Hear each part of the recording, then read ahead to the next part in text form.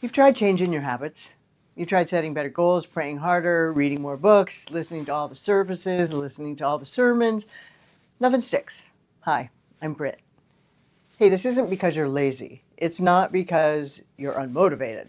It's not because you're a sloth, which my mentor calls a 5-syllable word for procrastination is sloth. And it's not because your season of life is just too busy. It's actually one of the things most women never think to change. But once you shift this, everything else becomes easier and honestly, a lot more aligned with what God has been trying to grow in you.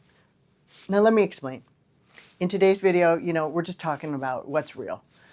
Let's face it, we've all tried to reinvent ourselves at some point in life. And most of the time, this quietly fails, even when we're really trying hard to become who God wants us to be. So I'm going to show you the invisible trap that's probably been holding you back. Even if you look successful on paper, it's why it's so sneaky, right?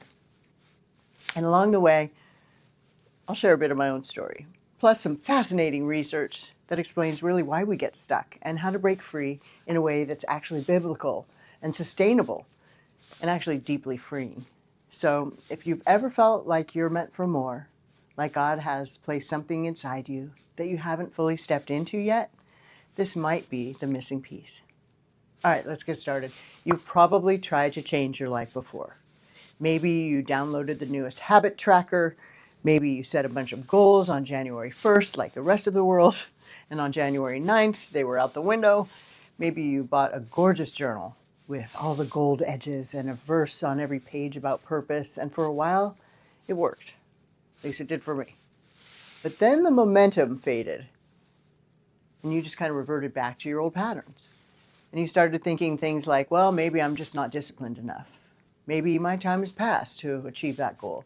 Maybe God gave me this dream, but doesn't really care if I manifest it, right? Or maybe he gave my dream to someone else because I waited too long. Hear me clearly, that's not the reason. Because most people don't fail to reinvent themselves because they're unmotivated. They actually fail because they're trying to change the output without updating the operating system, which is our identity. It's like trying to run the latest software on a 2007 laptop and wondering why it keeps glitching, right? The problem isn't your goals. It's not your morning routine that's off. It's not your Bible reading plan that's incorrect. It's actually that you're trying to build a new life on top of an old identity. And research backs this up. A Stanford study, my beloved hometown, and I actually got to finish my schooling there, found that when people were asked, "Are you a voter?" instead of "Will you vote?" they were far more likely to show up at the polls when somebody referred to them as a voter. Now, why is this? Well, it's because you connect the identity to an action. Like you're a voter, you're a smoker, you're a drinker, you're an author. Whatever your identity is actually what sticks. So when we're trying to change habits, changing the identity empowers that shift. So when we see something as who we are, not just what we do, the follow through totally skyrockets. And science proves this. My own life proves this. And spiritually, it's actually biblical. Because Proverbs 23:7, I think it's 7, says, "As a man thinks in his heart, so is he." Identity drives your action. Now, for me, this identity thing hit like a freight train. Because years ago, I was living a very together life from the outside. The career, the serving at church, the building and creating behind the scenes, always doing the next practical thing. But I really felt increasingly restless, like God was expecting and expanding something inside of me. But I kept shrinking back into the old version of who I thought I was supposed to be because it was comfortable, right? And everybody's heard the stories of people that stay in abusive relationships because it's comfortable or they're used to it, right?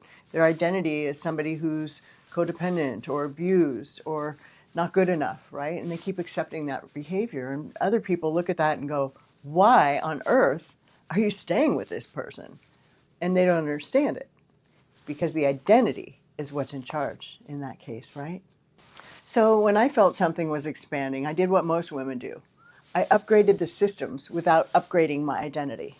Better planners, new routines, more goal setting, a new mentor, pay someone else to teach me how to do it, more try harder, try harder. Nothing changed. It did maybe for a little bit, but deep down, God had already shifted who I was. I wasn't just the responsible one. I wasn't just the helper.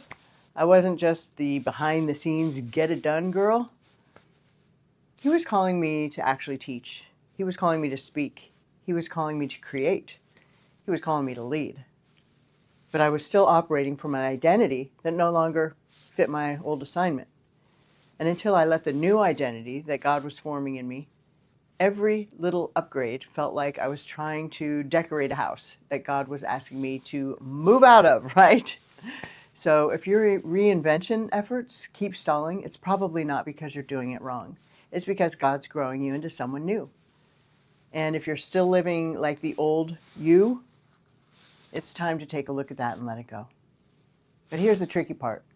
Most of us don't even realize that we're stuck in an outdated identity.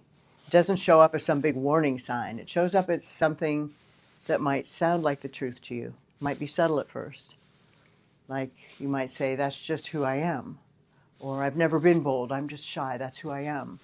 Or I'm not that kind of person. Or I'm too old to start something new. Sorry, if it doesn't apply to me, it doesn't apply to you. And your brain clings to those stories because of consistency. It wants the old identity because it's familiar. Again, like the story we just went over of the abused person. It knows that place, right? And even if that's limiting to you, it wants to stay there. And psychologists call this cognitive dissonance, right? It's the discomfort you feel when your actions don't match up the beliefs that you have about yourself.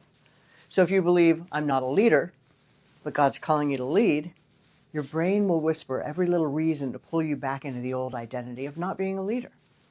Not because you're sabotaging yourself purposely, but because your brain is trying to keep the story straight of the identity that you tell yourself. You can actually start shifting your identity by shifting your words. Your future's in your mouth. And I used to believe that I was just these things. I was the practical one. I was the woman who didn't rock the boat. I was the woman who held the ship steady, right? That all worked really well until God said, hey, I'm calling you into deeper waters. And one day when he told me I was going to go speak around all the broken parts of my life, and I said, I don't think so, God. He said, oh yeah, you are, Britt. You're going to go do that.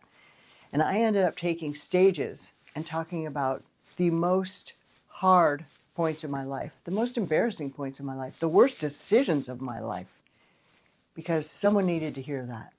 And that could help lead them out of a place they were at. And that gave me some purpose, and I felt valuable, like I was doing the Lord's work.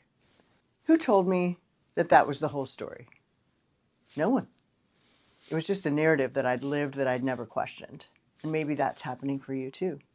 So let me ask you, what identity stories are you carrying that God never wrote?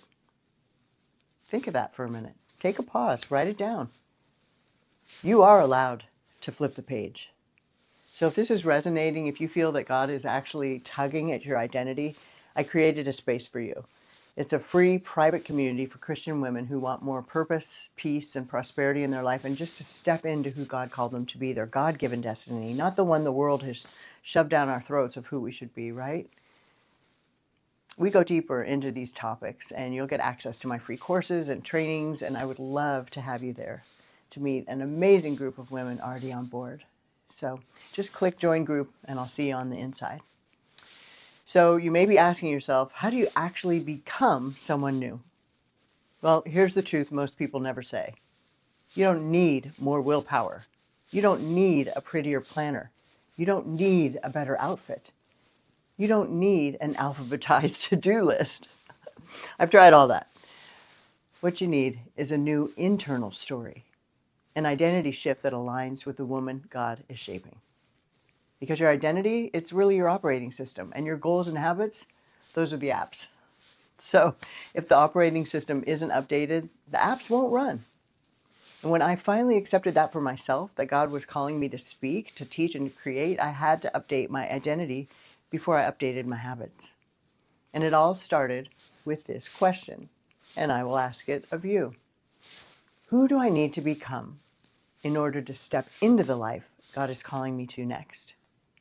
Not, what do I need to do? Who do I need to be? Maybe you've heard Tony Robbins say, be, do, have. The be comes first.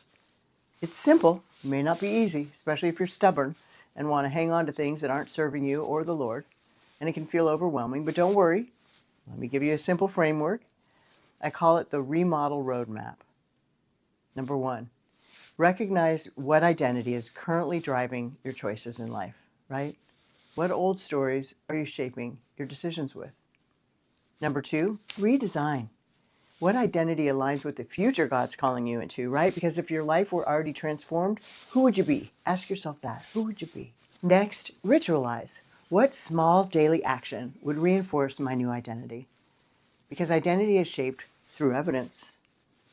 And you become someone new by living like her. Now, I want to give you 3 strategies to step into your new identity. Strategy 1, identity anchors.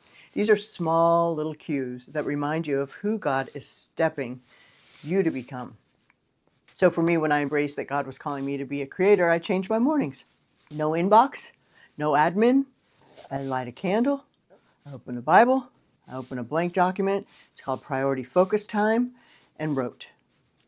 Not because it was necessarily productive, but because it aligned with who God said I was becoming, and I needed to let Him control that pen. So what's one anchor you can add? Strategy 2, micro evidence. So James Clear says that every action you take is a vote for the kind of person that you want to become, right? Action speaks louder than words. It's not just a phrase. You watch what someone does, you see who they are, not what they say. Talk is cheap. So you're not trying to win the entire election lobby. You're just collecting little votes for yourself and your new identity. So instead of I need new confidence before I do this, for example, just try, what would the confident version of me do today? And then do that. That's your evidence. Psychologist Daryl Byrne, he found that we learn who we are by watching ourselves behave. So when you can self-reflect and self-correct, that's a superpower. Very few people have that in today's world. So your identity will grow through action, not theory. Okay? Strategy 3, borrowed belief. Let's be honest, becoming someone new is vulnerable. So sometimes the first step isn't believing in yourself, it's borrowing someone else's belief until yours grows. And that's what we do in our free community. So I'd love to be a mentor, friend, invite you to this faith-filled community, this YouTube channel, remind you you're not crazy, you're being called, you are beloved. Because neuroscience shows that witnessing possibility actually rewires your brain. Mirror neurons fire. And mental rehearsal actually starts to begin, and your future literally becomes familiar instead of frightening.